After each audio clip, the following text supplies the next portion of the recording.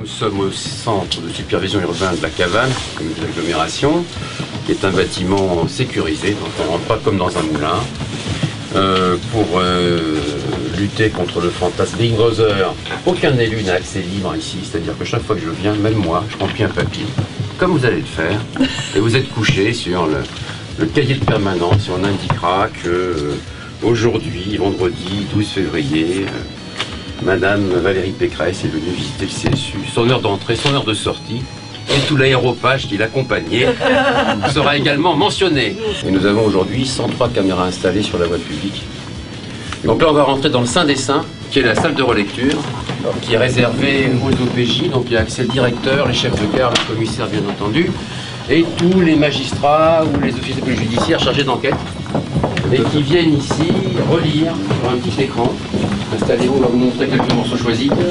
On vous a choisi un abord de lycée, on vous a choisi des taggers, on vous a fait grâce des choses un peu sanguinolentes, puisque la CAVAM en 2006 et en 2005-2006 avait entre 230 et 250 000 euros par an de frais de détagage sur les 8 communes, et qu'aujourd'hui on est à 80-90 000.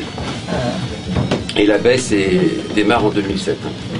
De juin 2006 à juin 2009, j'ai pris toutes les interventions de la police, il y en avait à peu près 400, qui avaient été faites sur indication du CSU. Parce que ça fonctionne dans les deux sens. Et on constate que 95% des interventions ont lieu dans les 7 minutes. Ce qui fait aussi la force du dispositif. Nous avons ici tout le fonctionnement du CSU est pris en charge par les collectivités territoriales. Les vidéosurveillants sont des agents de la communauté d'agglo, mais les images sont renvoyées en tant que de besoin dans les 3 commissariats qui ont chacun un dispositif pour recevoir les images et qui peuvent piloter les caméras. Et nous avons donc des lignes directes entre les opérateurs et les 3 commissariats. Ça fonctionne dans les deux sens, c'est même pas le numéro à composer. Et puis les 8 postes de police municipale sont eux aussi équipés de lignes directes, d'un dispositif de renvoi d'images, mais sans possibilité pour les policiers municipaux de piloter les caméras. Regardez Madame la Ministre, là on est avenue Kellermann pour vous montrer les capacités d'une caméra. Elle est fixée sur un candélabre d'éclairage public, voyez. Donc on va aller voir ce qui se passe sur le quai de la gare à 150 mètres.